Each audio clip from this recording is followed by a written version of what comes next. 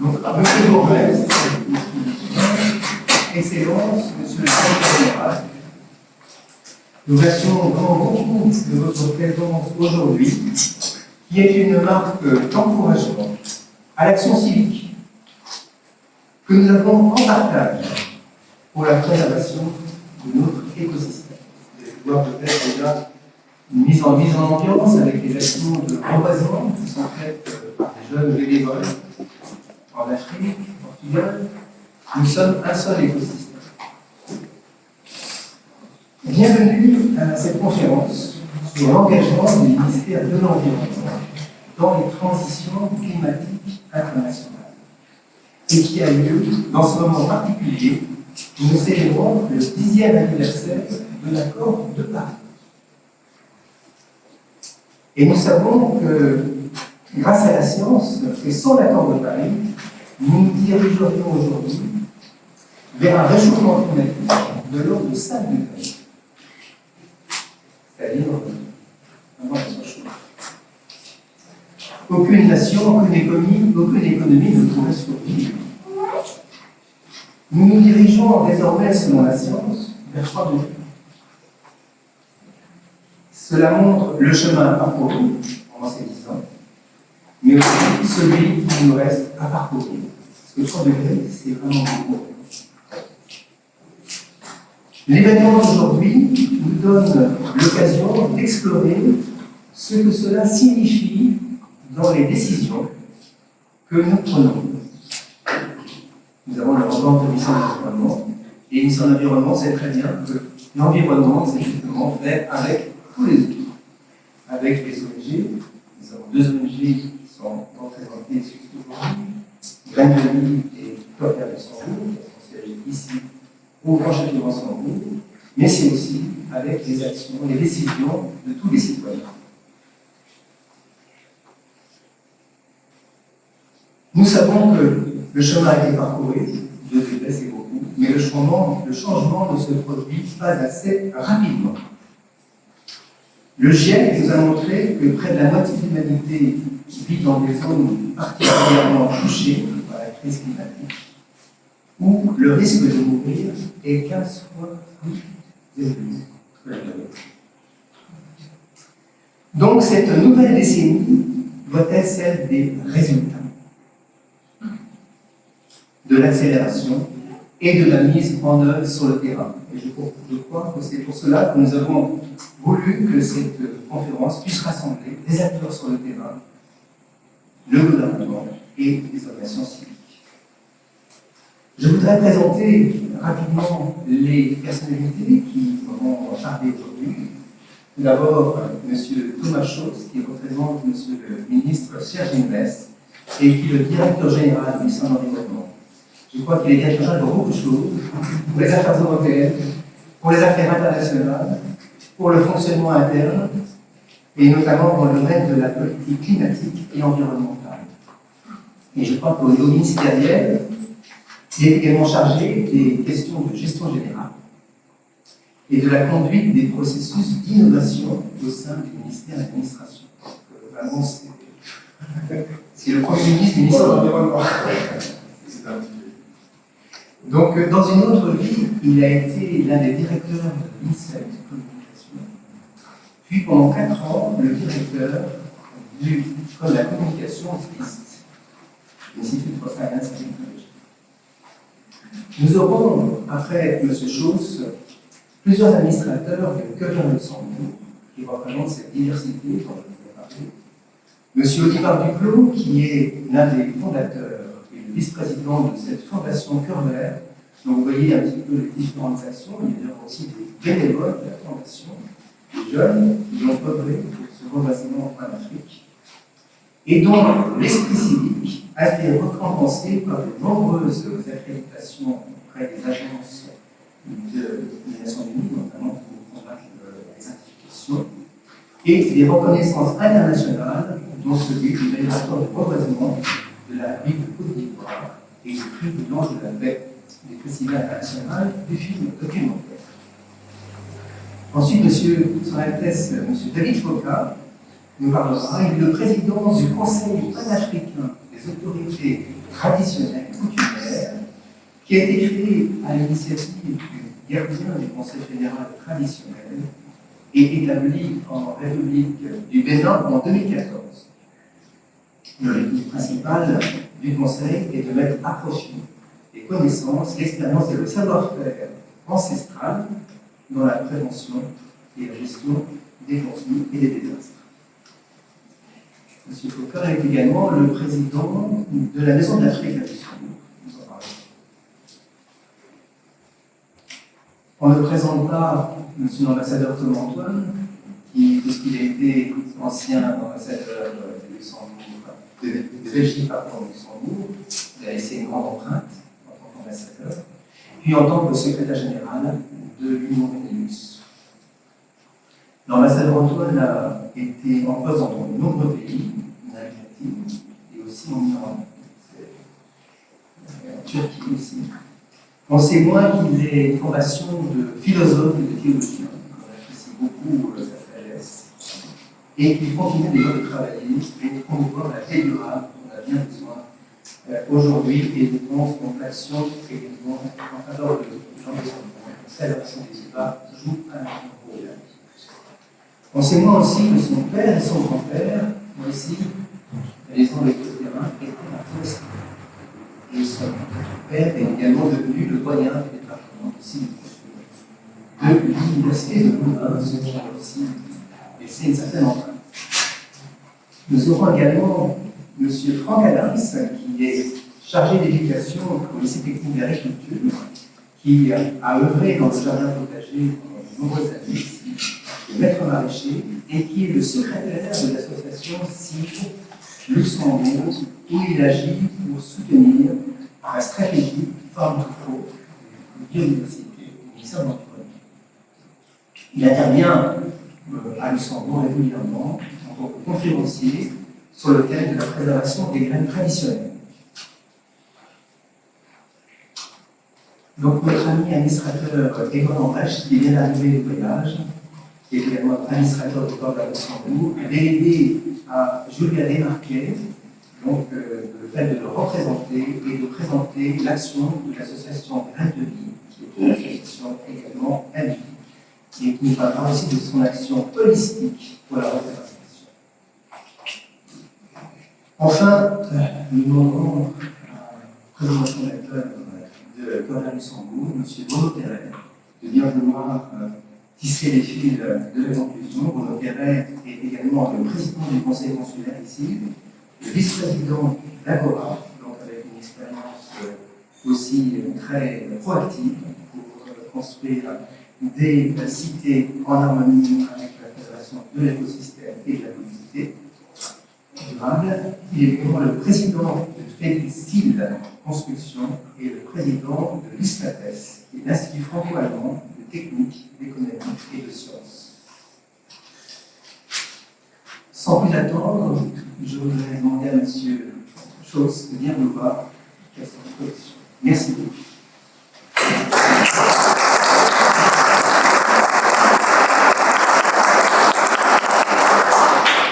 Merci, M. Léal. J'apprécie énormément cette invitation. Je suis très ravi d'être avec vous ce soir, avec tant de personnes ici dans la salle réunies autour d'une idée d'Afrique qui est pleine d'espoir, une Afrique qui est pleine de dynamisme et penchée sur l'avenir. Et c'est quelque chose, une passion que je partage pleinement. Je suis vraiment très ravi de pouvoir avoir ici moi-même, déjà en la fonction de remplacer mon ministre, mais surtout aussi parce que je partage cette passion pour le travail international, pour l'engagement dans les communautés d'Afrique et au-delà. Et c'est quelque chose qui est très important pour le Luxembourg en tant qu'acteur aussi. Donc merci. Pour cela, vous l'avez dit, j'ai beaucoup de chapeaux au ministère. C'est un travail continu des fois de bien prioriser aussi, de choisir où immerser et où impliquer absolument pour que les choses avancent. Mais je peux vous donner un exemple concret de priorité, c'est le domaine dont on parle aujourd'hui. Luxembourg s'est engagé contrairement à ce qu'on vit dans d'autres pays, à ce qu'on entend de l'autre côté de l'océan, a choisi de continuer et d'accélérer son engagement. Et ça, c'est quelque chose qui, je pense, qui mérite un peu plus d'explications. J'ai demandé à mon équipe, préparez-moi quelques points d'intervention pour ce soir. Ils ont dit, on connaît Graines de Vie, on a quelques projets avec eux très importants. Les autres ONG, on connaît encore un peu moins. De quoi veux-tu parler? Donc j'ai décidé, laissez tomber, je vais parler sans micro, sans speech. Et j'espère que je ne serai pas trop lent, mais parce que je vais vous donner aussi la vue libre de ce qu'on veut faire tout simplement. Donc vous avez dit, et c'est avant on va commencer, je pense, 10 ans de la campagne. Avant le Luxembourg, il y avait bien sûr cette action humanitaire et la coopération, il y avait le ministère des Affaires étrangères. Et ce qu'on voit en Afrique, par exemple, au Cap-Vert, au Sénégal, c'est toute une génération déjà de relations entre le Luxembourg et bien d'autres pays. Toute l'Afrique occidentale, bien sûr, il y a eu beaucoup de relations de confiance qui se sont tissées. Mais l'accord de Paris a été très particulier pour le Luxembourg. On avait la grande chance dans le temps d'avoir la présidence du Conseil européen, du Conseil des ministres de l'Union européenne. Et l'Union européenne, elle négocie toujours en bloc à la COP, et donc c'était ma première ministre, ma première chef, j'ai été son conseiller particulier dans le temps, qui a signé l'accord de Paris avec tous les hauts fonctionnaires des Nations Unies, etc. Et donc c'est quelque chose qui a permis aussi au Luxembourg de créer quelque chose d'assez particulier, c'est cette idée de l'additionnalité. Donc on a la coopération. Et le Luxembourg est peut-être le seul pays que je connais, en tout cas, et c'est aussi le retour qu'on a de nos partenaires, qui prend cette additionnalité, c'est-à-dire qui prend cette additionnalité au sérieux. Ça veut dire quoi? L'additionnalité, c'est par exemple, si on fait un hébergement de réfugiés au Luxembourg, on ne l'inclut pas dans notre action, dans le budget de la coopération. C'est additionnel, c'est quelque chose qui est géré par l'intérieur de la famille, mais pas par le ministère des Affaires étrangères. Beaucoup de pays ils choisissent à trouver des formules où en fait l'enveloppe reste la même, ils font beaucoup de différentes choses qui pour moi intellectuellement ne font pas partie de la coopération et développement et devraient être fait autrement. Le Luxembourg le fait. Le Luxembourg n'inclut même pas dans cette enveloppe d'action de coopération son effort principal en action climatique et environnementale, mais le fait en supplément. Donc c'est ça l'additionnalité. Ces différentes sources de revenus, le ministère des Affaires étrangères a son portefeuille, et nous, le ministère de l'Environnement, on s'occupe vraiment de tout ce qui est partenariat, politique d'innovation avec nos partenaires, aussi avec un autre champ d'activité, des fois, qu'est-ce que fait la coopération. Des fois, ça va main en main, par exemple, au Cap-Vert, au Sénégal, il y a pas mal d'années de collaboration déjà, et nous, on vient renforcer encore davantage ces liens, parce qu'il y a une volonté aussi de partenaires africains de creuser davantage la gouvernance climatique et des choses ainsi. Donc, ça c'est quelque chose qui nous permet d'être très précis et d'agir à différents niveaux et de bien répartir aussi sur plusieurs épaules cet engagement luxembourgeois. Et vu le contexte géopolitique actuel, 10 ans après l'accord de Paris, ces choses-là deviennent de plus en plus urgentes. Si j'écoute, si je regarde les médias comme vous le faites tous les jours, on ne peut que s'étonner de ce qui se passe dans le monde.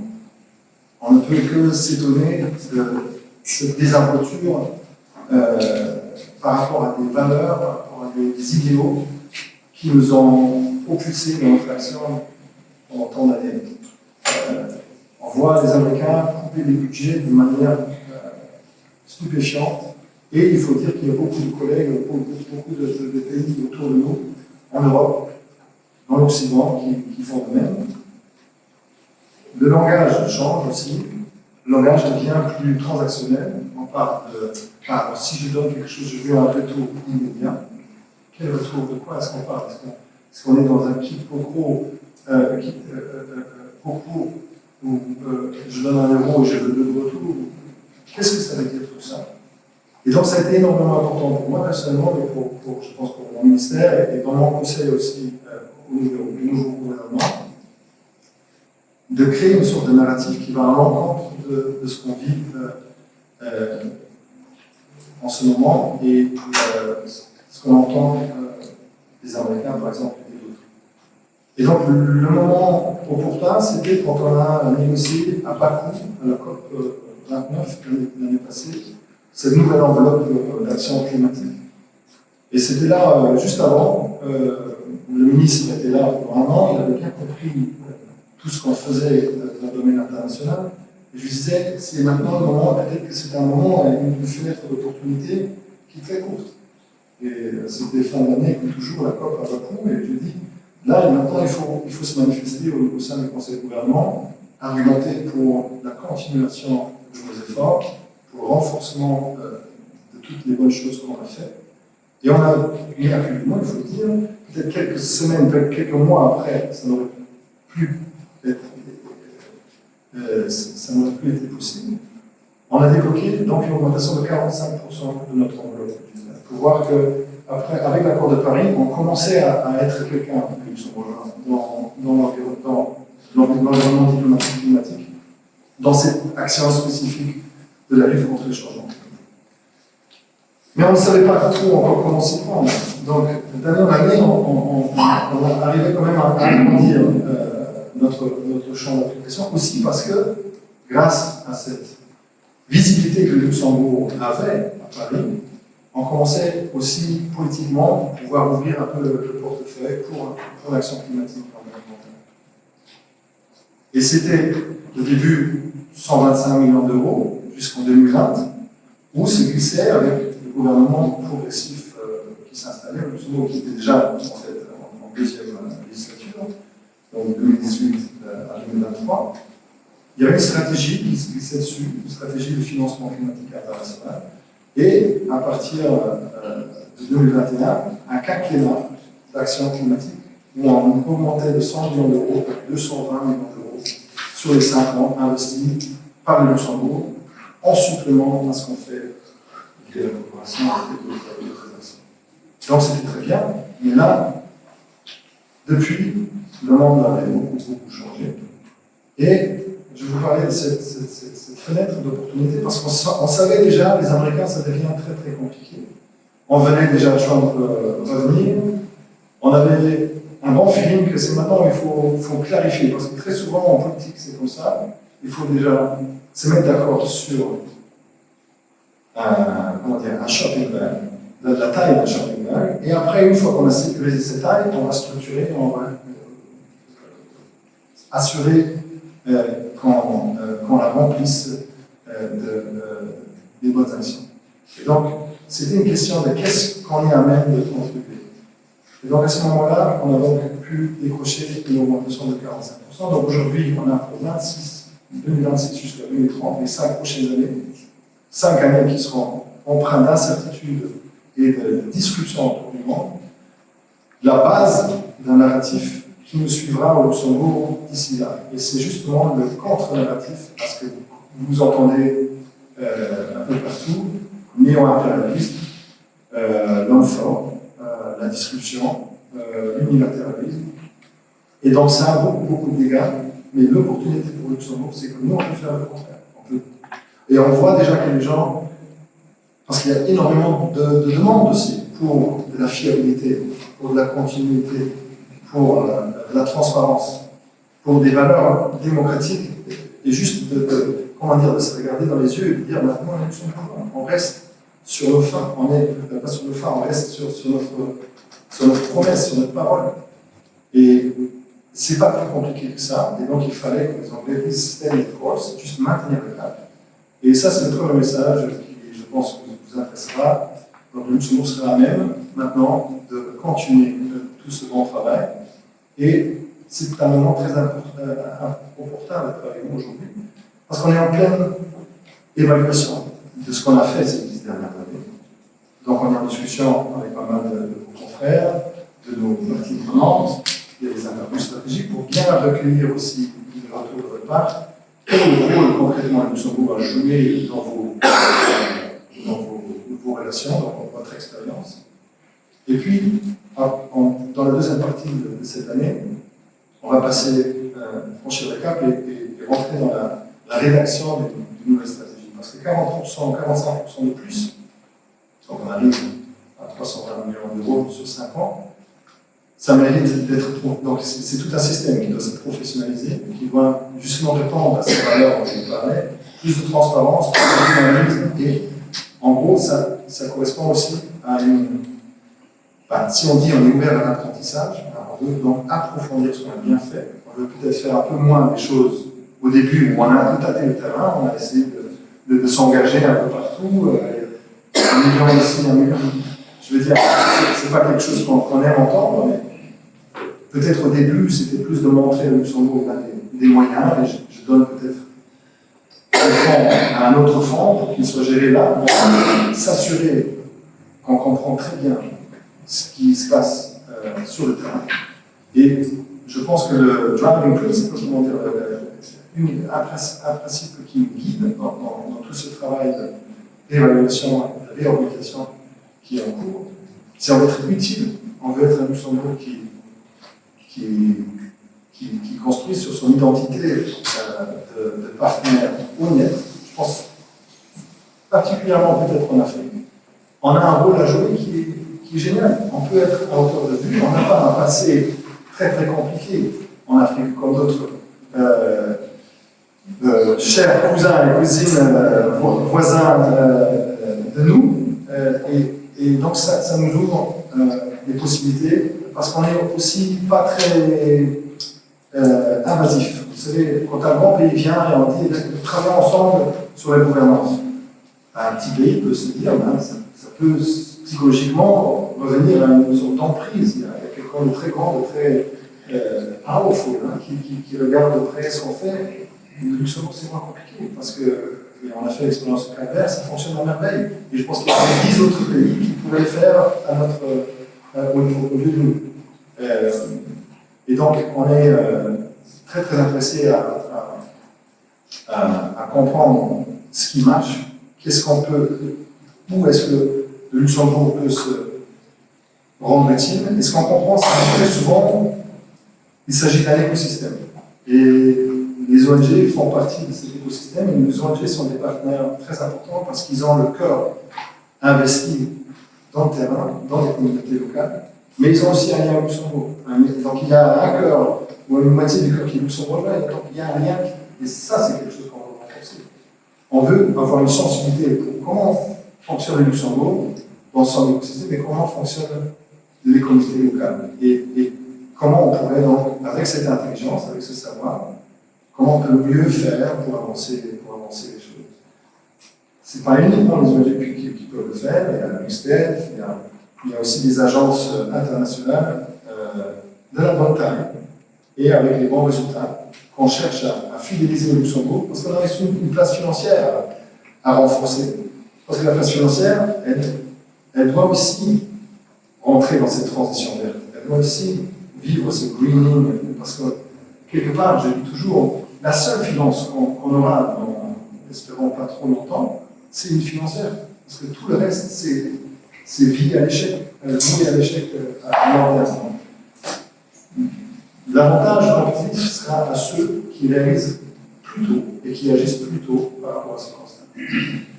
Il y a un moment d'une planète, on dit toujours il n'y a pas de job sur une planète morte, il n'y a pas de futur, il n'y a pas de croissance.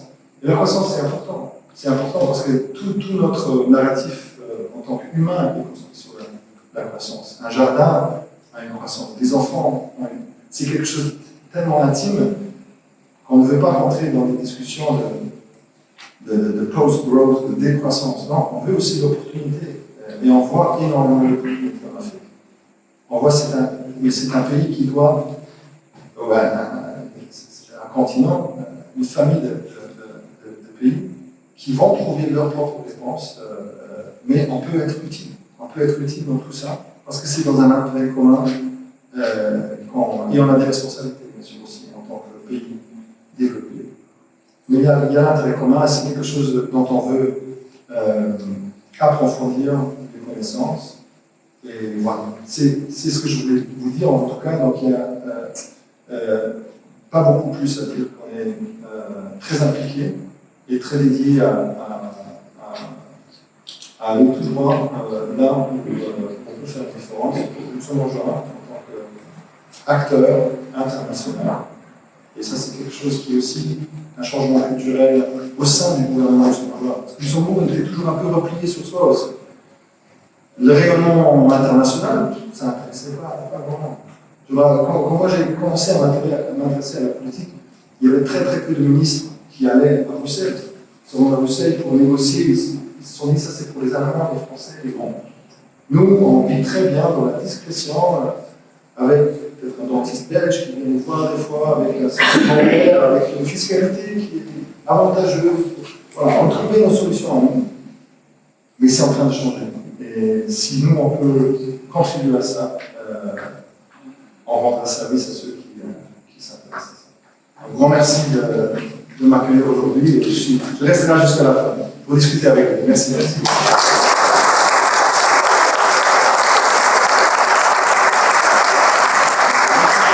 Merci beaucoup. C'est une fierté de non, je voudrais donc M. Duclos, je viens de voir, donc de l'expérience du terrain. Merci.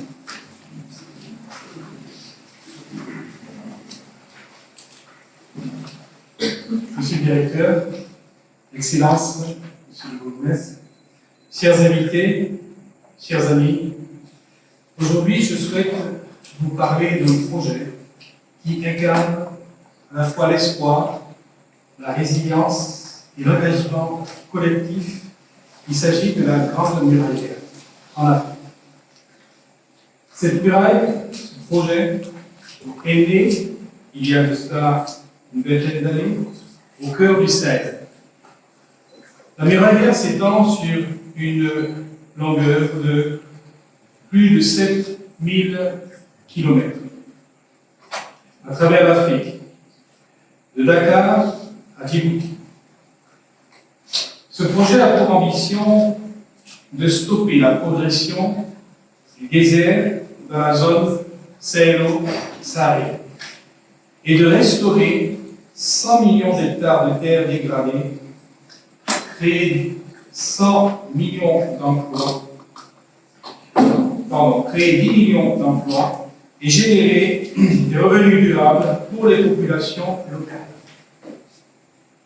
Mais au-delà des chiffres, la Grande Muraille Verte est devenue un symbole universel de la lutte contre la désertification, le changement climatique et la pauvreté.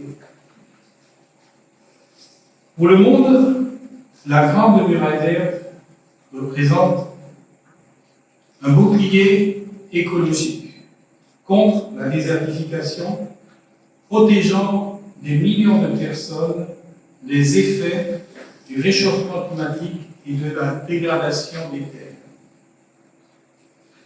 Un patrimoine pour l'humanité, car elle transforme les terres arides en écosystèmes productifs, favorisant la biodiversité et offrant un immense puits de carbone pour notre planète.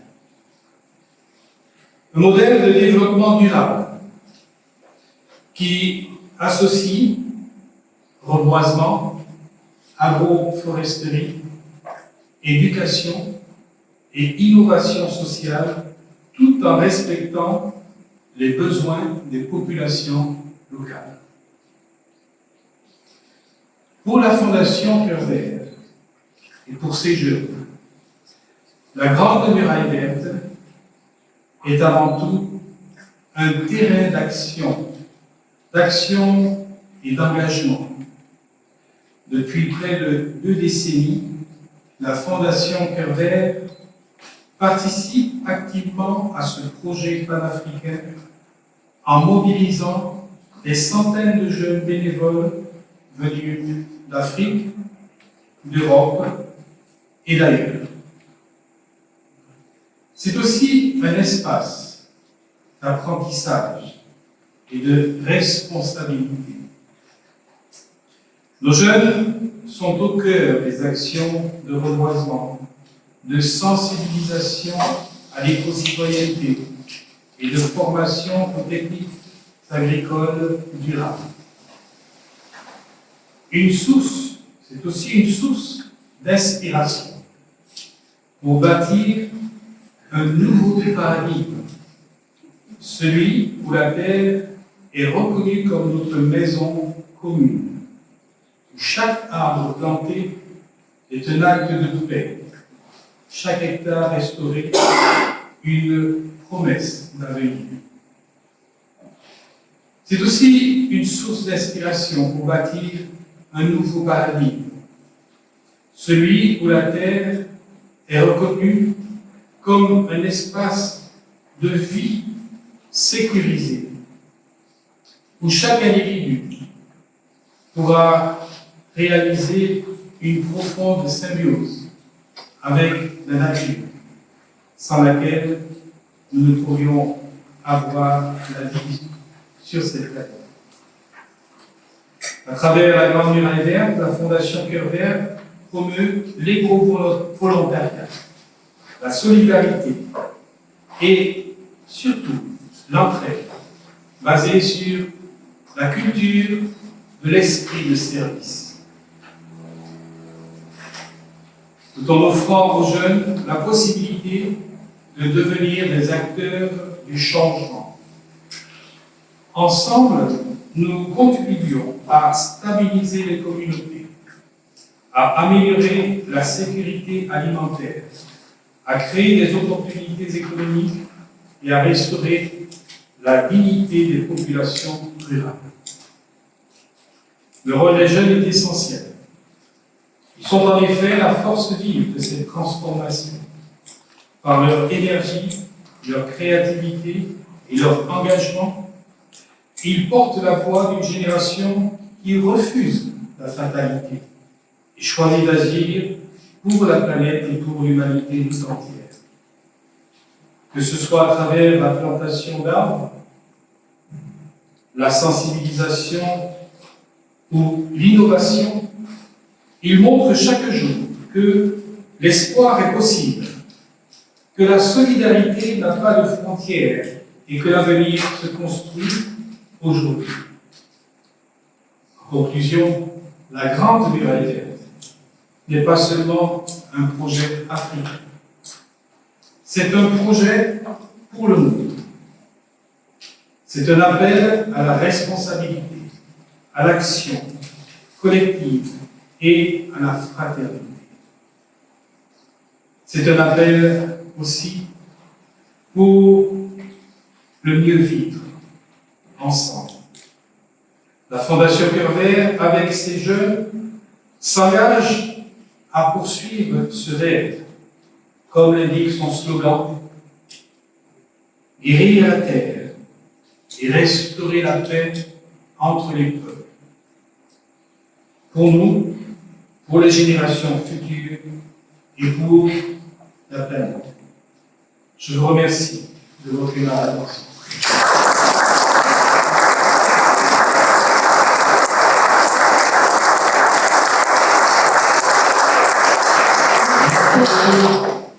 Donc, pour cette présentation sur le terrain, il y a donc on a parlé de la créativité, l'innovation des jeunes, leur générosité. Il y en a quelques-uns dans la salle. Est-ce qu'ils peuvent se lever pour que vous puissiez tout à l'heure parler avec eux pendant le cocktail? Ceux qui sont là, ils sont déjà allés, voilà, c'est ça. Donc, merci sur les filles pour les applaudissements.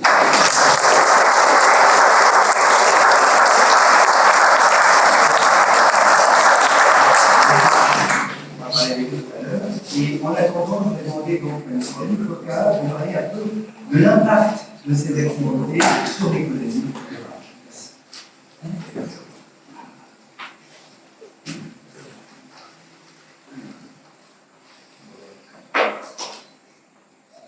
Mesdames, Messieurs, chers invités, qu'est-ce que je pourrais encore dire de plus que n'a pas dit ici? Il a presque tout dit Ce que je pourrais ajouter ici, c'est juste de dire que quelqu'un a dit une fois que l'Afrique n'était pas rentrée dans l'histoire. Voilà aujourd'hui que l'Afrique laisse cette empreinte, parce que la grande nouvelle africaine, c'est ce que l'Afrique a apporté à l'humanité pour ce siècle. Donc c'est le plus grand projet du siècle. Donc nous devons absolument nous engager pour que ce projet, qui a déjà 2 décennies, et dont la plupart d'entre nous ne connaissent même pas l'existence, puisse vivre. Et bien vivre, parce que c'est notre projet, c'est le projet qui va sauver l'humanité. Quand je faisais la politique l'année dernière pour les élections européennes, j'ai pu avancer cela dans une des radios. Nous avons un journalisme tellement critiqué en disant voilà, un projet qui n'avance pas et qui ne donne rien, tout le monde est corrompu là-dessus. Non. Je suis allé en Afrique, j'ai rencontré un des gardiens de la tradition qui lui a dit voilà ce qu'on dit du projet de la Grande Muraille. Il m'a répondu ceci en disant mais c'est comme l'histoire du banquier.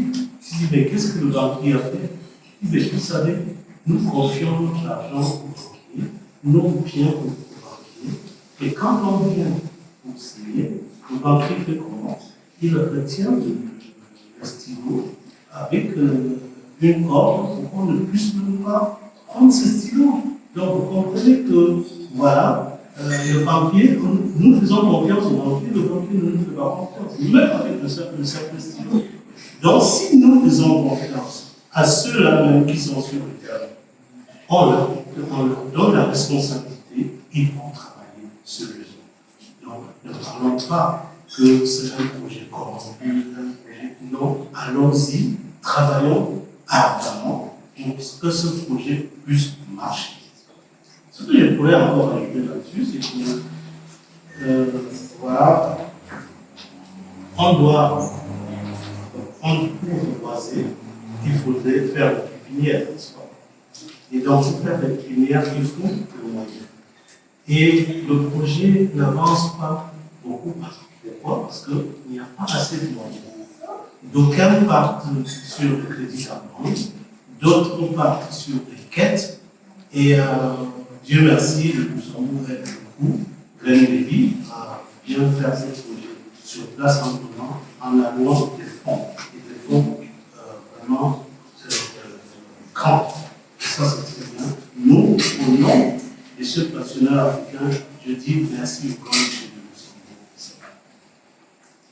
Donc, qu'est-ce que je pourrais encore ajouter là-dessus? C'est juste de dire que, voilà, au vu de toutes ces difficultés que vous rencontrez sur le terrain, avec les pépinières, pour transporter dans les zones arides et reboisées, j'ai vu que quelque part dans les régions du Sahel, il y a quelque chose de nouveau qui est né.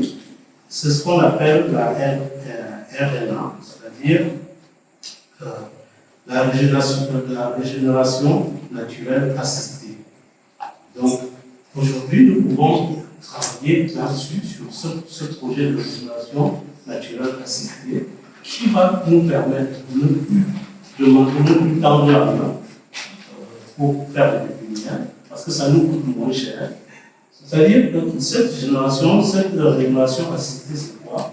C'est une méthode simple, mais puissante. Au lieu de planter de nouveaux arbres, on protège et on sélectionne des rejets naturels issus des souches ou des racines existantes. Cela permet à la végétation de repousser naturellement avec un minimum d'intervention humaine. Donc, et l'Afrique a cette méthodologie, laquelle connaît déjà. Donc, nous devons travailler avec les connaisseurs qui sont les gardiens de la tradition africaine, et donc pour qu'ils puissent revoir ces racines-là, ces troncs d'arbres qui ont encore des racines vivantes dans le sol, et juste essayer de les remotiver pour que ce soit des arbres. Là, ça nous voudrait manger. Ça, c'est la portée de ce qui est en train d'être fait. Je ne dis pas qu'on abandonne ce qui est en train d'être fait actuellement. Donc ça, c'est la portée de ce qui est en train d'être fait. Vous savez, l'heure est à la dynamisation et nous, de la diaspora, nous pensons qu'on devrait aller au-delà de cette grande main verte africaine. Nos grands frères, ceux qui sont venus avant nous, ils ont pensé en 1963 quand ils créaient l'Union, l'Organisation de l'Unité africaine, qu'il fallait faire une route du Caire jusqu'au Cap et de Djibouti jusqu'à Dakar. Et ça n'a jamais été réalisé parce qu'il faut de gros moyens. Et ça, c'est aussi bidon pour remettre sur le terrain. Est-ce que nous voulons cela? Donc, nous, de cette génération, de cette diaspora, nous réfléchissons autrement. À côté de la grande muraille verte, qu'est-ce que nous pouvons faire? Qu'est-ce que nous pouvons faire? Nous devons revenir les fleuves africains.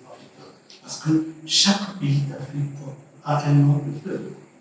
Vous voyez, au Cameroun, il y a le Sanaba, on peut relier au fleuve Zaïre et relier le fleuve Zambèze et tirer les eaux du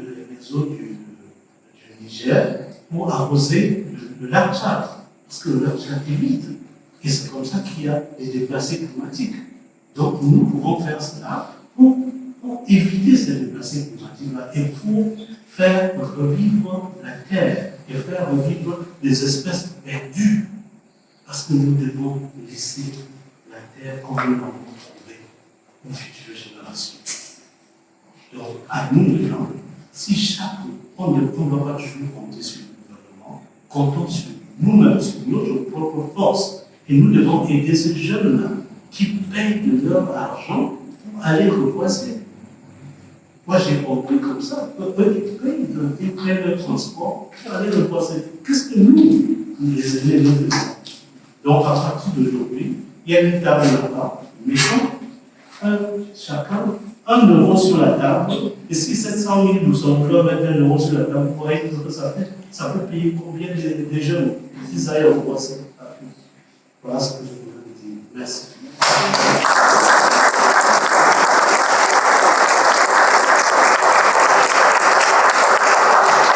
Merci beaucoup, Marie Foka, d'avoir présenté ces communautés africaines, dans la sagesse de l'Afrique, et également, donc, vous allez pouvoir voir comment nous pouvons coopérer ensemble.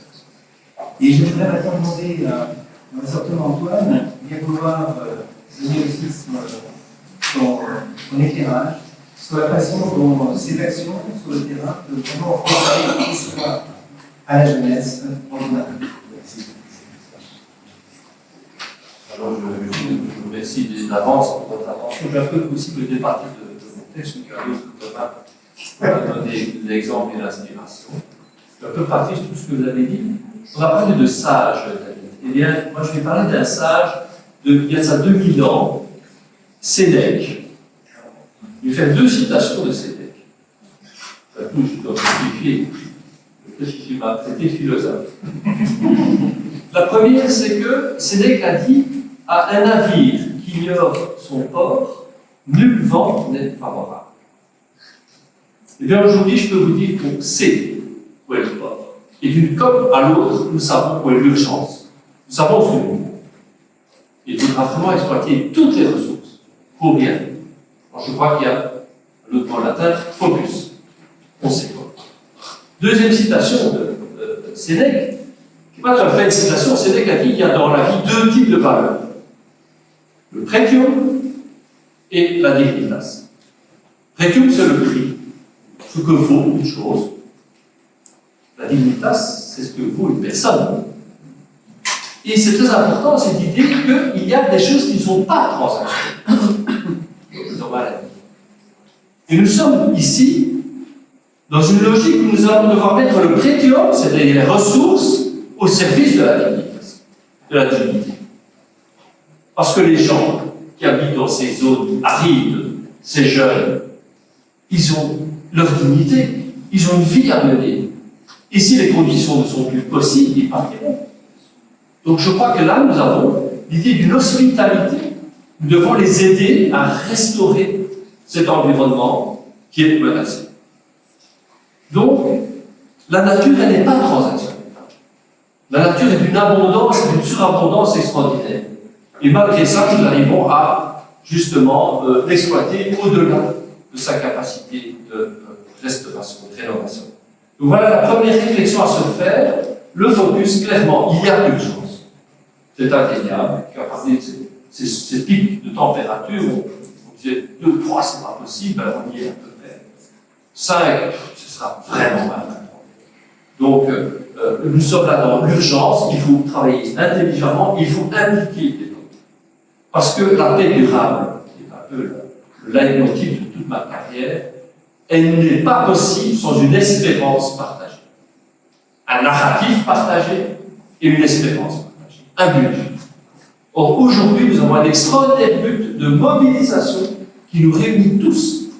Parce qu'on n'a qu'une seule planète, et donc on ne peut pas dire ah, le climat, c'est un truc.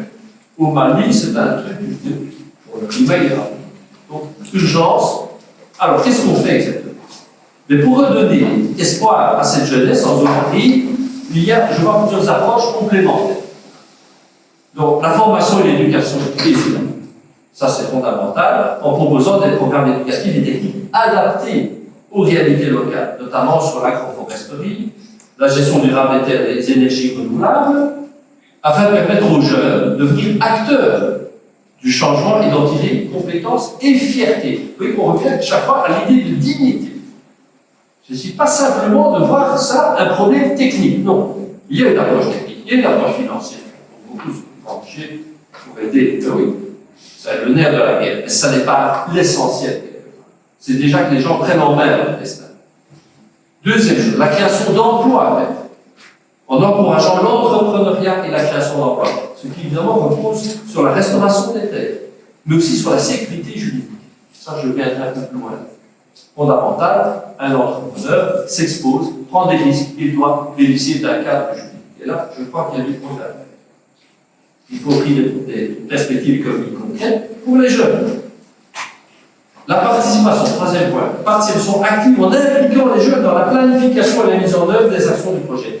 Évitons ce genre de néocolonialisme, on arrive, on va faire comme ça. Non, non, écoutons. Les gens vivent là depuis plus longtemps que vous, ils ont aussi des choses. Il faut tenir compte des réalités locales. J'en parlerai également dans ma petite conclusion. Il y a certains défis sociologiques. Bon. Mais il faut valoriser les gens et les impliquer. Sinon, ça ne sert à rien. On avait fait un très bel éléphant blanc, on avec des gens. Ce n'était pas leur truc. Ils ne se sont pas appropriés le projet.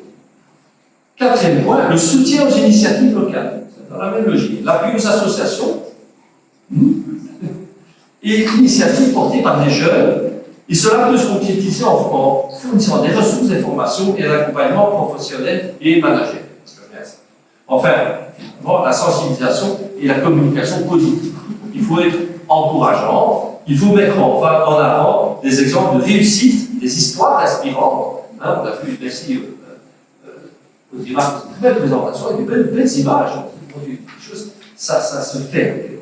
La nature veut guérir, il faut même un peu les guérir. Alors, quels sont les défis propres au Sahel? Parce que chaque territoire, c'est la réalité. Eh bien, il faudra concilier dans la mesure du possible un peu deux cultures locales, une qui est nomade et pastorale, et l'autre qui est agricole et sédentaire. Bon, ça, c'est un peu le problème. Mon père s'est occupé de la maîtrise à un moment, comme agronome, qui était doyen de la faculté d'agronomie, et il disait c'est un peu le problème, puisqu'il travaillait surtout en Algérie, il plantait des trucs, les gens arrivaient avec leur chef, faisaient tout comme ça. Exemple, protection. Donc l'État doit jouer. Ça ne va pas se passer tout seul. Il faut des règles, il faut des normes fondamentales. Il faut éviter ce qui existe déjà en Afrique, vous le savez bien, des guerres entre pasteurs et sédentaires. En Centrafrique, entre autres, je ne fais pas l'histoire. Bon.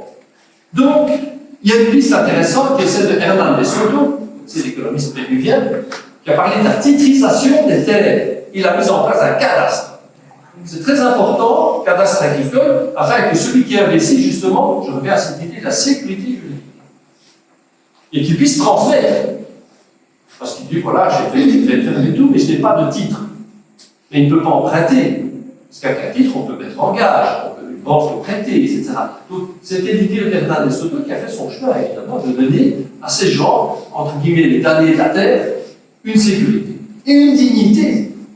Parce qu'il dit, voilà, je suis vraiment le propriétaire, et c'est reconnu par un notaire, par l'État. De nouveau, le rôle de l'État. Fondamental, l'État local. Et c'est là que le levier politique coopération, c'est dire, écoutez, on est prêt à aider, on va mettre des ressources, mais il est d'abord que vous, de votre côté, vous assuriez des garanties. Je reviendrai sur ce thème. Donc, il faut permettre aux gens qui vont investir et développer des ressources agricoles qu'ils soient à l'abri des prédations par des groupes internationaux, parce que parfois, c'est le cas également des grands pays, je ne sais plus, la Corée qui a acheté, je ne sais plus, toute une partie de Madagascar, etc., ça n'est pas possible. Ce genre de néocolonialisme n'est pas acceptable. À ce moment-là, les paysans, évidemment, sont élus. Bon. Ou l'enquêtement par le peuple défie un combat de force autorité locale, dont on sait la difficulté à faire appliquer la loi sur des territoires très vastes. Et je ne vous parle pas en plus des confusions politiques dans certains pays du Sahel. Les amis français sont un peu mieux informés que moi, mais nous savons. Donc, il faut faire des programmes d'assistance, cadre d'engagement, etc. Je reviens à ça, je termine. Ces actions combinées ou des associations comme Cœur Vert et Graines de Vie, parmi d'autres évidemment, vont jouer un rôle concret en prise avec les réalités locales. Elles peuvent ainsi contribuer à redonner espoir, à renforcer l'engagement des jeunes. Ces jeunes, pas seulement les jeunes en Afrique, mais aussi les jeunes en Europe qui viennent et qui repartent, qui ne seront plus les mêmes. Ils auront aussi compris quelque chose. Donc il y a une espèce d'échange, et chaque fois, je dirais, le mot commun, c'est la dignité. C'est-à-dire, pas simplement, on arrive à une espèce de patronizing attitude, on va non, pas du tout. Ces jeunes ont été aidés. Souvent, ils reviennent avec un peu plus de jugeote, ils se rendent compte qu'ils ont leur vie de privilégiés. Hein? C'est donc une éducation croisée. Hein? Bon, je termine, ça va être trop long. La stabilisation des populations du Sahel passe par le bien-être et des perspectives durables de développement matériel, environnemental et culturel, ça va soi, évidemment. Alors j'insiste sur l'attachement au pays, le patriotisme, très important, et c'est un des volets de la dignité. La dignité, c'est pas juste un concept individuel, c'est aussi d'appartenir à une communauté qui vous reconnaît, qui vous a aidé et que vous aimez. Ça, c'est le patriotisme.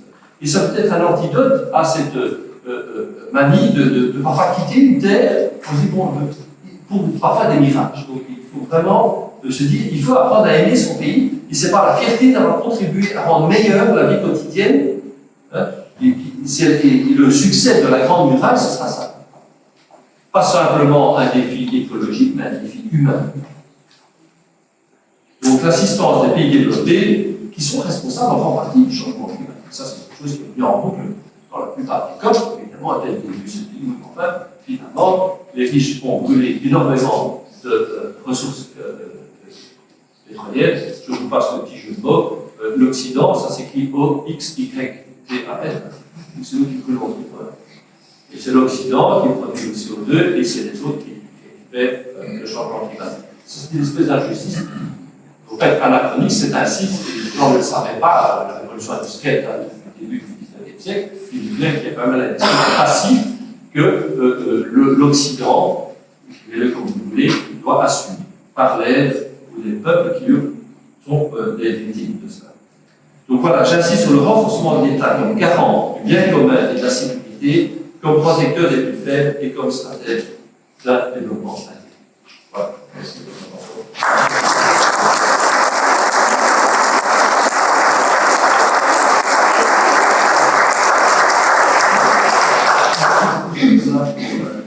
C'est très en perspective, donc on n'en doutait pas, et on retiendra vraiment cette idée de prétium au service de la vie en place, et je crois que le Luxembourg n'est pas étranger à cette idée, et qu'il faut donner l'exemple, continuer à donner l'exemple, et notamment en répondant cette idée dans la vie.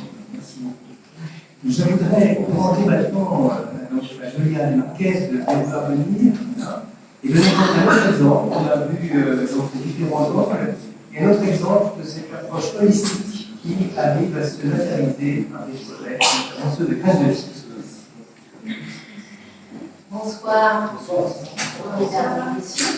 En fait, je suis ravie d'être de parler maintenant, parce que dans un sens, ça résume tous un peu ce qu'on a entendu aujourd'hui, et en fait, je suis encore plus fière de ce qu'on fait en entendant tout ça, parce que on fait des belles choses. Pour ceux qui ne me connaissent pas encore, Planet a été fondée en 2013, et tout a commencé avec un petit projet à Madagascar. Aujourd'hui, on est présent dans 5 pays d'Afrique. On est agréé par le gouvernement du Luxembourg comme ONG. Et en plus, on est financé par le ministère de l'Environnement et de la Biodiversité et le Climat, ainsi que le ministère des Affaires étrangères. Et il ne faut pas oublier nos nombreux sponsors privés.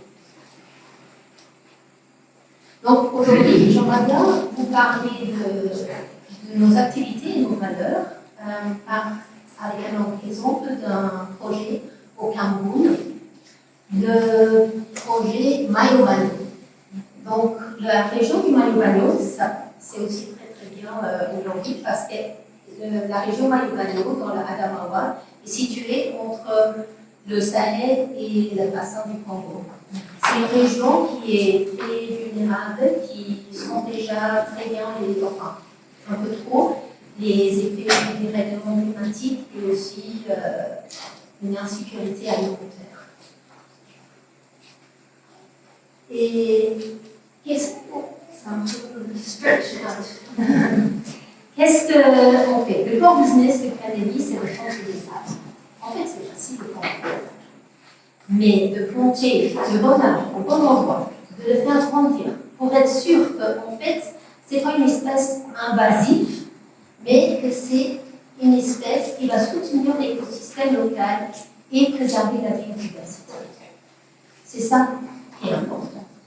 Et pour faire cela, en fait, l'arbre, c'est l'outil le plus puissant de la nature pour lutter contre le réchauffement climatique. Mais on ne peut pas faire ça seul. Au cœur de tous nos projets de graines de vie, et surtout aussi au Cameroun, au Mayo-Bano, ce sont les communautés. Parce que ce sont eux qui vivent au jour quotidien. C'est en fait, comme je l'ai dit, les effets de réchauffement climatique. Ce sont eux qui sont en fait les acteurs les plus... C'est avec eux qu'on travaille, pour eux et pour leur environnement. Donc, sans les communautés, un projet n'a pas il ne va pas réussir.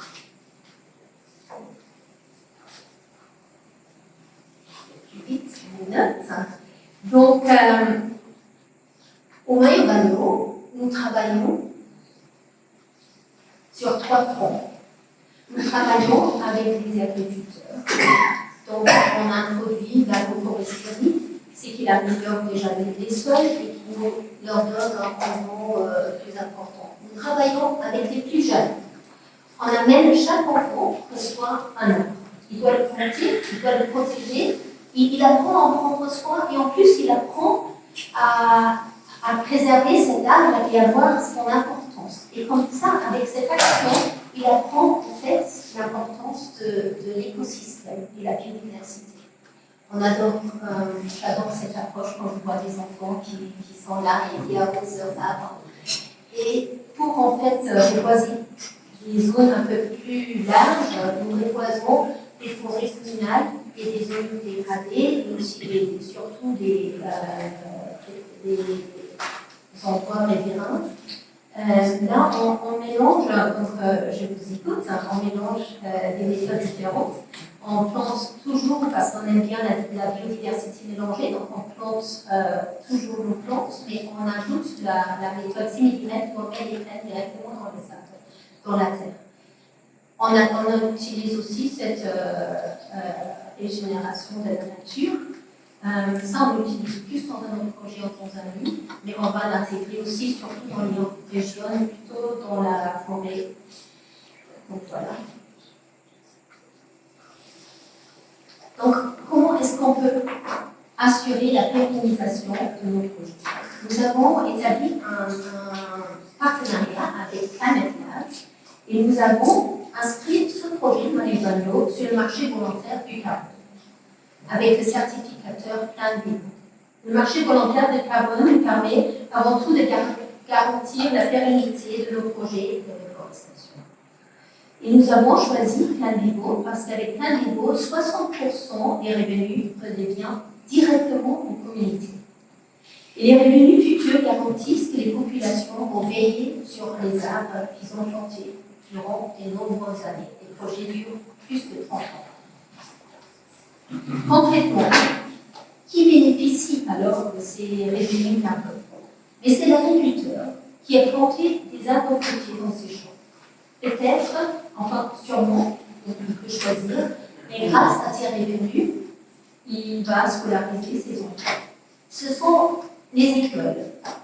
Les écoles, déjà, ils profitent parce qu'ils ont verdé leur cours de récréation. Quand on voit les écoles au Cameroun, ils ont de très grands cours, beaucoup d'espace, aucun d'ombre. Et là, ils ont planté, chacun fait de sa façon. Et il y en a d'autres qui font des vargées de classe pour pouvoir donner des fruits à la récréation. Et en plus, ils vont recevoir les revenus carbone dans ces écoles où ils peuvent choisir où est-ce qu'ils vont le mettre. Quand on compare nos écoles ici au Luxembourg avec les écoles au Cameroun, on ne sait même pas par où commencer, mais ils sont très contents de recevoir au futur, mais ça ressemble encore petit, ces revenus. Et après, les villages, en fait, profitent très bien de leur forêts communales qui sont reposées, mais eux, ils peuvent choisir. Donc, en fait, c'est très réglementé. Il y a des comités plein niveau. Dans les comités, il y a des membres de société, de tout le monde de la société. Il faut qu'il y ait des femmes, il faut qu'il y ait des minorités, les Morons, au Cameroun, c'est les éleveurs, qui font partie des comités, et on intègre aussi la municipalité. Et donc, avec tout ça, on choisit ensemble les graines de vie. Et en fait, là, pour conseiller et pour écouter et diriger peut-être un peu, mais la gouvernance reste locale. Et avec cette approche, nous atteignons les communautés les plus isolées du Mali. Ce n'est vraiment pas facile tous les jours. Quand on regarde les routes au Cameroun et on plante pendant les saisons des pluies, les routes deviennent la boue, on ne peut pas partir. On reste coincé, on n'a pas de réseau, on doit aller sur un arbre et c'est compliqué tous les jours. Et parfois, honnêtement, je me dis, mais est-ce que tout cela vaut la peine, tous ces efforts? Mais quand moi je vais sur le terrain, en fait, c'est merveilleux. Quand je vois l'enthousiasme de nos équipes d'abord, qui travaillent vraiment très dur et qui comptent pas les heures et les efforts pour réussir. Et je vois aussi les enfants qui sont heureux et tout fiers de leur petit arbre, qui voient grandir. Et je vois les femmes qui ont créé des associations d'apiculture, parce qu'on forme aussi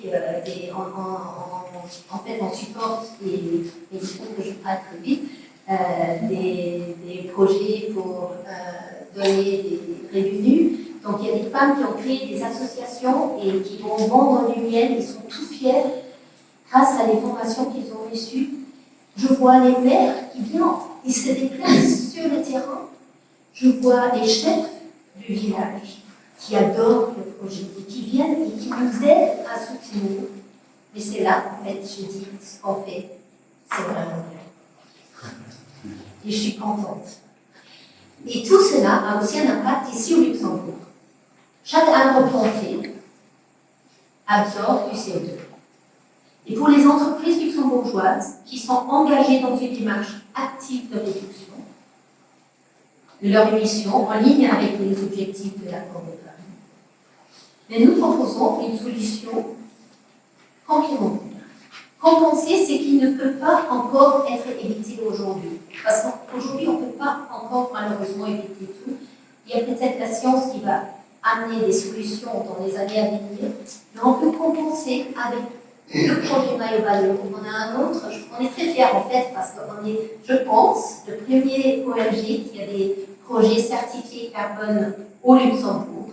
Donc, compenser avec nos projets qui sont faits au Luxembourg, avec nos équipes sur le terrain, et on supporte le climat, la biodiversité, les communautés, les trois piliers les plus importants. Et pour que cela est possible, en fait, il faut que chacun contribue par des actions individuelles, en changeant ses habitudes.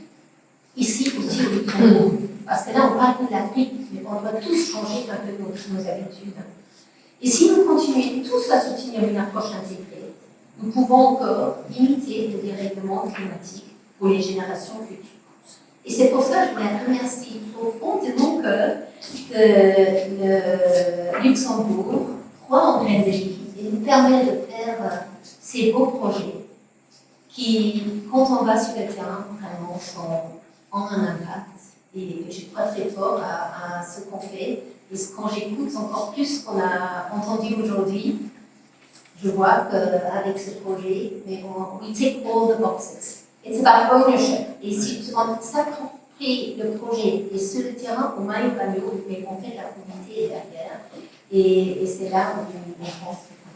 Merci beaucoup.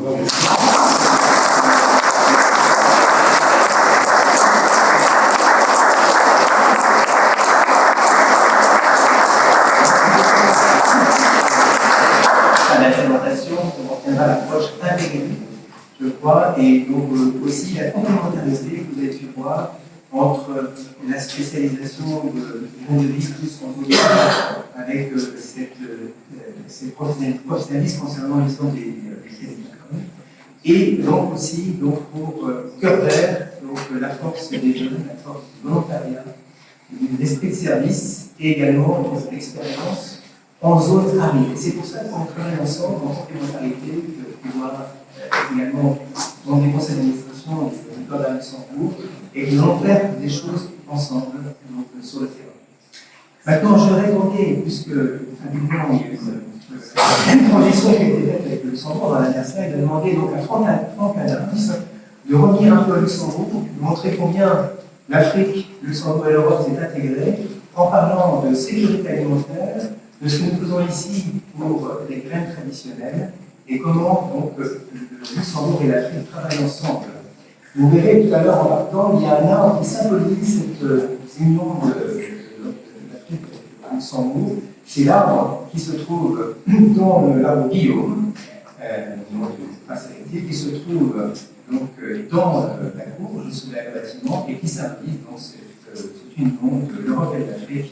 Et donc, qui a été donc béni de Sharon Riche le jour de la création de Cœur Vert Luxembourg. C'est le jeu de la vie. Oui, et Bonsoir, mesdames et messieurs, chers invités. Merci aux organisateurs de me donner cette occasion de m'exprimer ici à cette conférence. Voilà, monsieur Guillard m'a présenté au niveau de mon implication au lycée technique agricole à Jensdorf et aussi au niveau de l'association CID Luxembourg. Mais je voudrais ajouter tout d'abord que je suis un jardinier passionné de semences. Donc je viens de là. Il y a 32 ans, il m'a été donné la possibilité ici au potager du Grand Château d'Ansembourg de faire des expériences avec les graines. Donc, voilà. Et donc j'ai appris le métier, on va dire, au bout de 32 ans, on peut connaître un peu ce métier. Et donc du coup, je me suis tourné vers l'éducation, parce que je voulais partager avec les jeunes mes expériences au niveau de l'agriculture sans pesticides.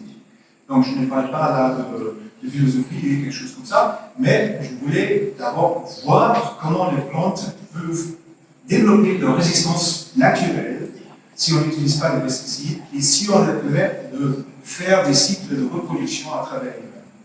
Voilà, au début c'était pas facile, on va le dire, mais maintenant, au bout de quelques années, voilà, c'est une présentation. Au bout de quelques années, j'ai pu voir que les plantes ont vraiment la capacité de s'adapter naturellement et faire face aux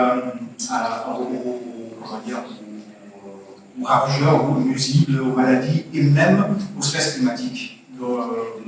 et ce stress climatique qui est un problème international, parce que partout on a ce changement climatique, on a besoin de plantes qui peuvent résister à cette perturbation climatique.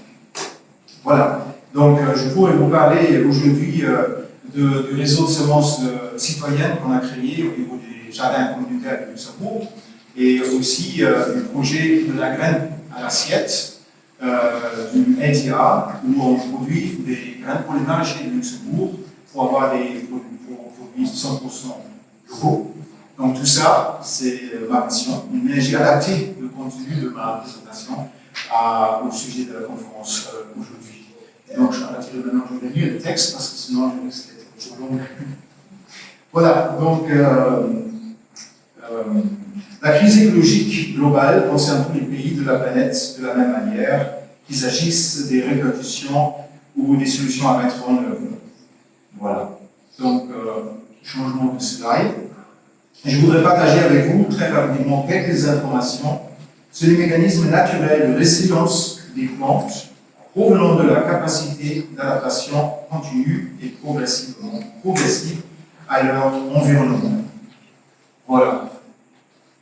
Ça, c'est le sujet. On peut passer déjà à la slide suivante. Là, vous voyez une graphique qui montre une plante qui est donc dans un contexte, c'est pas seulement une plante, donc elle reçoit toutes sortes d'informations de ce contexte dans lequel elle se développe. Et on voit aussi que quand elle se reproduit, elle va transmettre les informations qu'elle a reçues de son environnement.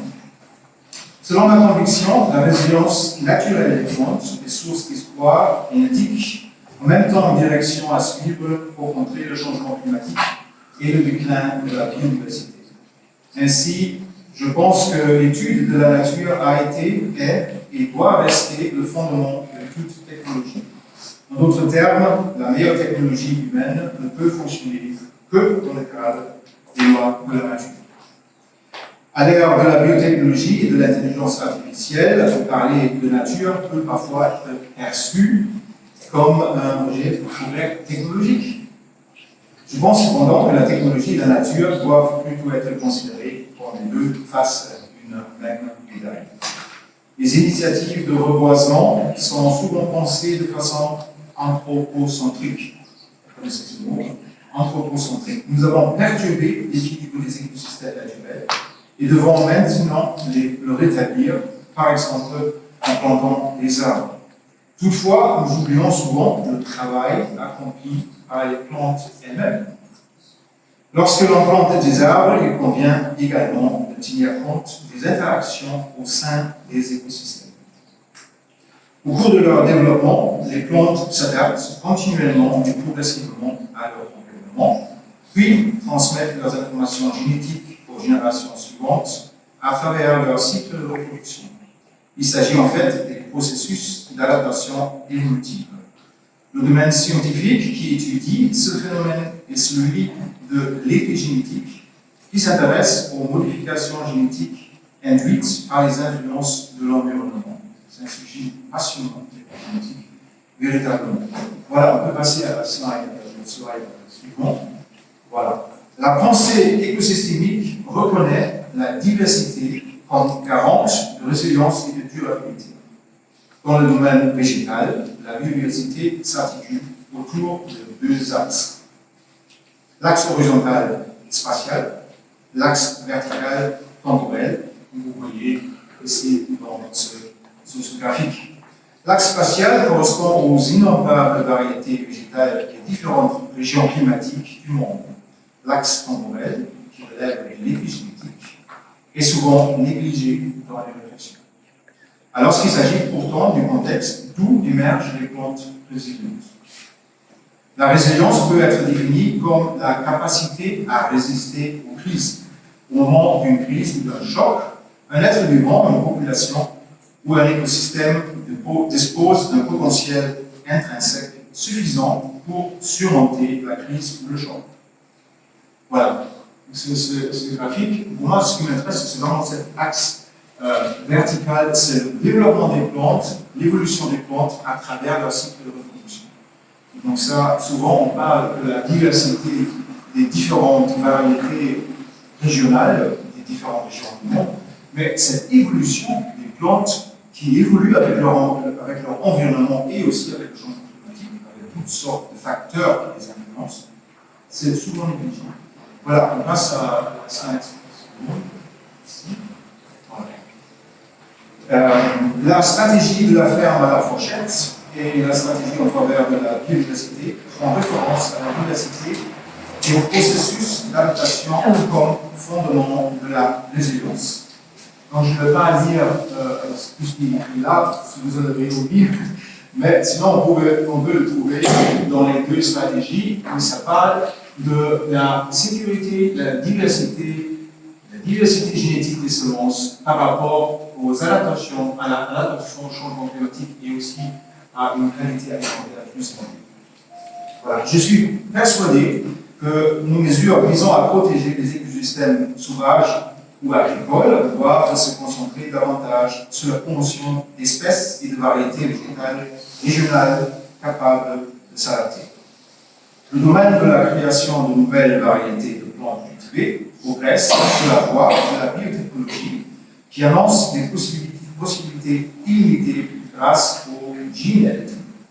Toutefois, cette technologie en est encore à ses débuts et les variétés végétales biotechnologiques résistantes au climat ont jusqu'à présent seulement été annoncées, mais n'ont pas encore pu être sélectionnées et mises au point.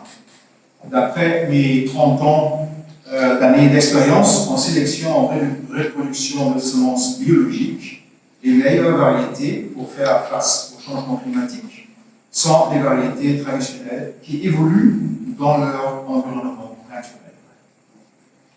Voilà, on passe à la slide suivante. Merci.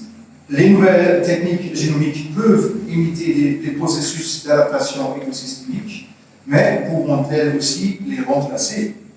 Selon ma compréhension, nous aurons toujours besoin de variétés végétales capables de s'adapter de manière continue et progressive à leur environnement.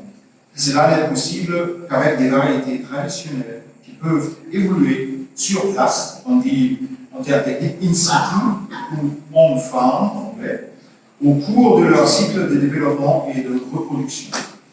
Les variétés biotechnologiques ne sont pas en mesure de le faire car elles ne peuvent pas être développées par les agriculteurs.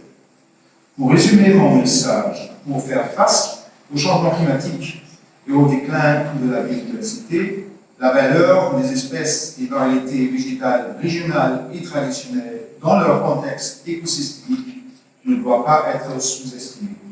Qu'il s'agisse de production alimentaire ou de reboisement, ou que l'on se trouve en Europe, en Afrique ou dans d'autres régions du monde. Voilà, c'est presque terminé. Je passe encore à la slide suivante pour vous remercier de votre attention, mais aussi pour vous inviter à un forum européen qui est organisé chaque année dans un autre pays, et cette fois-ci dans le cadre de la Louga. Vous avez peut-être entendu parler de la Louga au Luxembourg. On a la possibilité d'organiser ce forum européen qui rassemble les jardiniers des agriculteurs, mais aussi des chercheurs et des personnes impliquées dans toutes sortes d'associations aussi pour le développement. Donc on va appeler ça Farm to Fork selon le New Green Deal européen, mais on dit aussi Seed to Plate. Ça correspond un peu à cette approche locale des graines produites dans le contexte écosystémique et finissent par le produit dans l'assiette des personnes. Je vous remercie.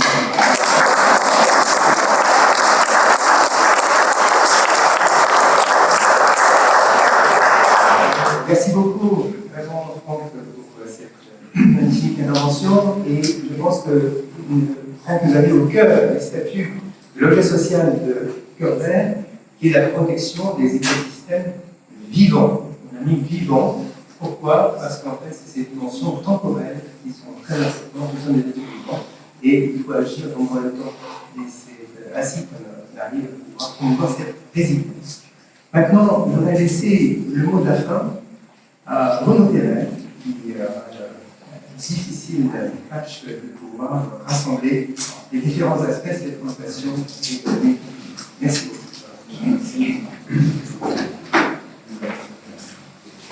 Donc, je n'ai pas l'intervention de conférence à faire, si ce n'est de reprendre l'objet, les motivations de principaux intervenants. Alors, il y a une chose, c'est intéressant ce qu'il a dit, c'est le rôle de Luxembourg. Luxembourg, c'est un petit pays, mais avec un software important. Il n'attend rien, un colonialiste.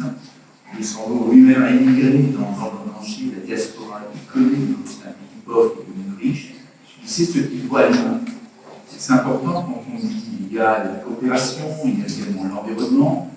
Et là, c'est important de voir la misère humaine. Luxembourg, qui est un pays riche, il ne pas l'oublier, il n'oublie pas les autres, il ne sait pas les gens de côté. Il apporte son obol là où il le faut. Et l'environnement, le développement durable aujourd'hui, c'est une chose importante.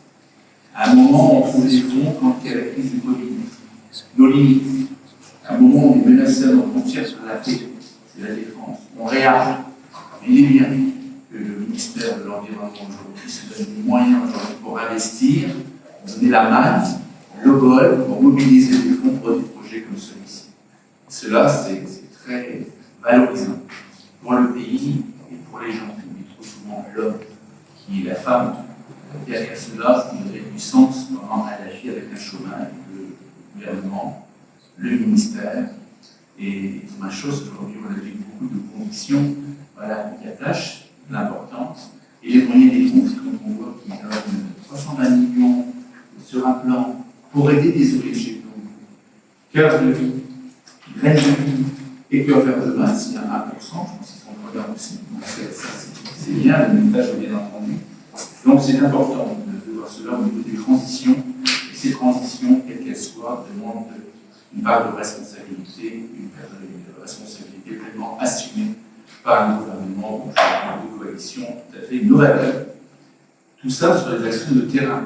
Je l'ai bien vu, ce souci, c'est pas donner de l'argent pour de l'argent, mais accompagner l'investissement et qui derrière puisse avoir une évaluation là, pour rendre compte aux législateurs, au public qui investit à travers le gouvernement, à travers des actions tout à fait ambitieuses, à un moment fait pour un schéma universel.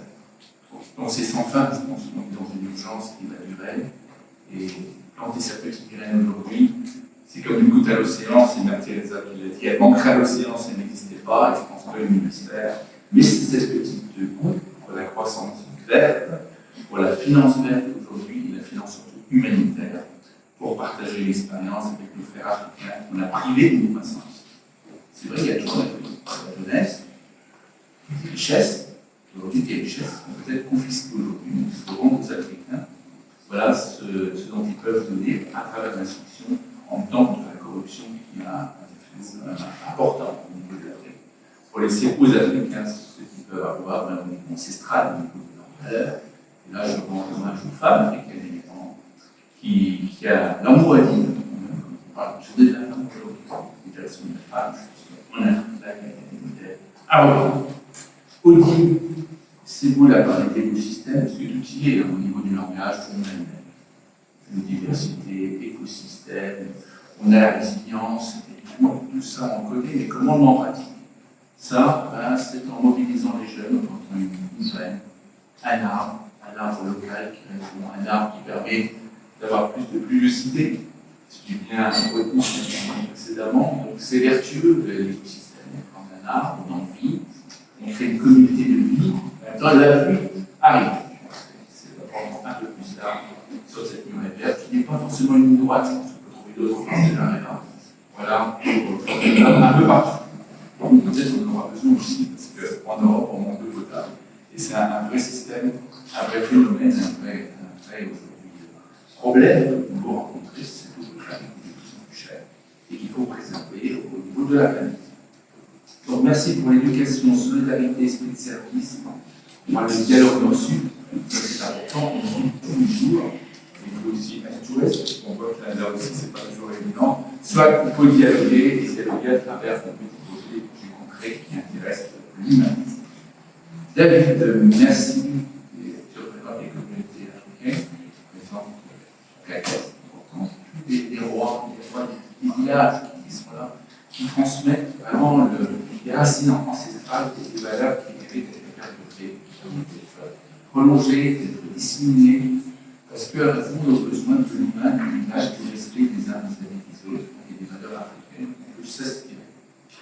Donc, elle nous a dit tout ça, elle nous a dit également que la microcrédit avait de l'importance, la diaspora également, également elle fait vivre nos communautés, elle fait vivre nos pays, elle fait vivre l'ancien pays, les anciens pays coloniaux aujourd'hui, où la communauté africaine, même, elle est plus importante quand même aujourd'hui dans nos pays, et je suis toujours impressionné par leurs valeurs, même dans mon école au niveau d'Ispates, en Amérique, je suis impressionné par leurs valeurs, leur motivation, en mathématiques, pour apporter vraiment du changement, en espérant qu'ils reviendront dans leur pays après, pour apporter tout leur savoir. Et pour ça, il faut créer de la richesse et de la croissance. Qu'on allait accroître, à un moment donné, mais il ne faut pas être intelligent. Ça, je pense que ça a été rappelé à plusieurs reprises. Donc, d'après notre philosophe, c'est notre ambassadeur Antoine, c'est donner le cap pour en avoir un cap. D'avoir un objectif, il y a un chemin, et là, pourtant, c'est le chemin. Et ça, c'est important. Et on voit ce chemin, l'emprunter tous ensemble. Valeur des choses et des personnes, valeur essentielle, elle n'est pas que matérielle. Les valeurs, c'est du sens à un engagement, du sens à sa vie. Et dire après, voilà, qu'est-ce que j'ai fait pour mon prochain. Alors, et faire le bien, ça fait toujours plaisir. Et durable, espérance partagée, c'est fort, c'est réunir, je pense, à travers l'éducation, le soutien de chacun, et le soutien de l'État, et de l'État protecteur. J'aime bien cette notion d'État protecteur, on le dit trop souvent. L'État de protéger. Donc c'est bien que ça, les diplomates sont là pour nous le rappeler, mais c'est des fois c'est difficile d'être diplomate dans un monde où des dirigeants aujourd'hui, c'est plus ceux qui le font. Donc il faut à un moment donné garder raison. Julia vient de dire, c'est mon enthousiasme ici. C'est les ONG, que ceux qui les ONG peuvent apporter, humain, mais du sens également à la question bénévole, une graine de vie, c'est planter des bonnes espèces d'arbres au bon endroit, c'est important, c'est tout le sens qu'on peut donner dans l'engagement permanent, c'est des valeurs, donner des clés du succès de façon pragmatique, avec la diversité, avec les mélanges qu'il peut y avoir également avec ces espèces, c'est important. Et un revenu, pour donner le bien à la population, c'est le revenu qu'on dit pas à la population, pour la population. C'est important de créer une sorte de microfinance qui permet à chacun de se retrouver et de donner du sens à ce qu'il fait pour les autres. Il ne faut jamais l'oublier. Après, qu'est-ce que vous avez dit? Est-ce que c'est riche? C'est franc. Alors, de la ferme à la fourchette, parce que sont on mange bien, ça fait toujours plaisir de manger des bons produits, des produits sains. Donc ça, c'est tout à fait un réseau de semences citoyennes, on dit toujours la participation citoyenne. Important de faire parler des citoyens et des impliquer à leur futur devenir. Alors le mieux vivre ensemble, le mieux manger, c'est important, et les spécialités temporelles, tout ça dans la diversité. Alors tu vas parler d'écosystèmes visuels, la biotechnologie. À l'ère où on parle de l'intelligence artificielle, du numérique, on parle des robots et autres. Des espèces, comme on est le robot des sports, on veut manger que des pilules quasiment. Donc, nous gardons des espèces qui vont nous sauver. Donc, c'est important de revenir également à l'essentiel, qu'on retrouve dans nos racines, pour planter des arbres qui restaient avant, des espèces qu'on essaye d'introduire sur nos sols, on n'a pas été habitué à ce plus fragile. Donc, revenons aux origines, aux sources, plantons des arbres. Au Luxembourg, on peut passer 4 plants de cannabis, donc ça fait plaisir. C'est médical. C'est bon, mais les plantes, à travers les plantes, on peut faire beaucoup de choses. C'est important, il y a des valeurs humanitaires. Et n'oublions pas que les sols de l'âge, je ne sais pas présenter, parce qu'ils donnent du sens, parce que c'est du patrimoine ici. Alors, vous avez du Marie-Thérèse, vous êtes dans les écuries, vous avez le château, l'époque Marie-Thérèse, avec un super espace. L'espace, c'est un marrant. Un espace mythologique important, des anciens. Il a rétabli des roses au Luxembourg avec le Miras, avec l'association d'ailleurs, qui est très active, parce que le Luxembourg est le premier producteur de roses. Les deux conflits nous ont fait disparaître, et elles reviennent. Reste ici au château. très beau parcours. Tous les ambassadeurs accrédités du monde, avec ses collègues ambassadeurs, et plus de 12 choses qu'il a fait. Donc, il y a l'or aussi, l'enracinement, il y a l'histoire, le patrimoine et la culture, parce que c'est un lieu de culture et donc ici, et ça, on a beau soutien pour Metz. Qui apporte également leur soutien au développement d'un lieu de vie, un lieu de culture, un lieu où la nature reste en vie. Je pense qu'au-delà des mots, ici, la nature aujourd'hui s'exprime, et elle s'exprime à travers les habitants, ceux qui travaillent, qui donnent beaucoup de leur cœur, de leur engagement, de leur passion, et de leur passion pour les autres et pour le mieux vivre ensemble, le mieux-être et la beauté. C'est la beauté de la vie, on le dit trop souvent. Donc le monde est beau, on le rend beau grâce à nous, et au soutien qu'on peut avoir également. Voilà, du ministère, du gouvernement aujourd'hui, qui donne le cap et qui aide les ONG méritantes, ou qui peuvent avoir à travers elles du sens. Merci à tous et merci pour votre attention.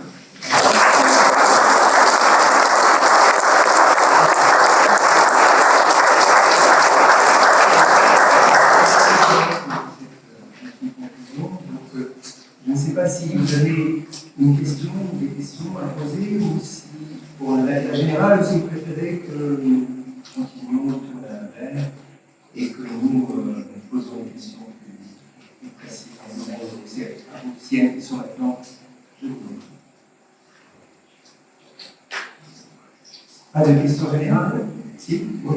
J'ai un message de QR code. Vous m'avez déjà dit. Alors, oui, il y a merci beaucoup. Donc, ceux qui souhaitent soutenir cette activité, vous avez la possibilité de faire un don par le soutien avec l'enregistrement. Il y a un QR code qui sont solidaires. Je voudrais aussi vous dire qu'on va se revoir, parce que nous avons deux autres événements qui vont se passer au Grand Château d'Ensemble. C'est notamment donc, la fête du château, qui est avec un événement 44e maintenant. Ici, donc, au château d'Ensemble, et qui est l'occasion vraiment de cette rencontre avec les habitants de la région. Merci de ce bourgmestre. Et donc de faire donc, ce retour de la vie de nous dans la beauté, dans le partage des cultures, dans le partage des cuisines, c'est important. Et cette année, avec ce festival du vivant qui sera le thème de la fête du château, le festival du vivant Europe-Afrique. Merci à la Zone aussi d'apporter ces animations et la présence d'une reine traditionnelle qui sera présente. Également, donc, le 21 septembre, nous aurons les Journées du patrimoine et qui sera l'occasion aussi d'une visite Saint-Péternel de la Louga, qui se passera également ici au Grand Château d'Ensemble. Donc, c'est le bienvenu aussi pour ce week-end de 20 et 21 septembre. Maintenant, revenons donc des aspects qu'a dit Franck Adams sur l'importance de l'environnement sur la terre, le changement dans le temps, vraiment la vie génétique et donc au cocktail. Merci.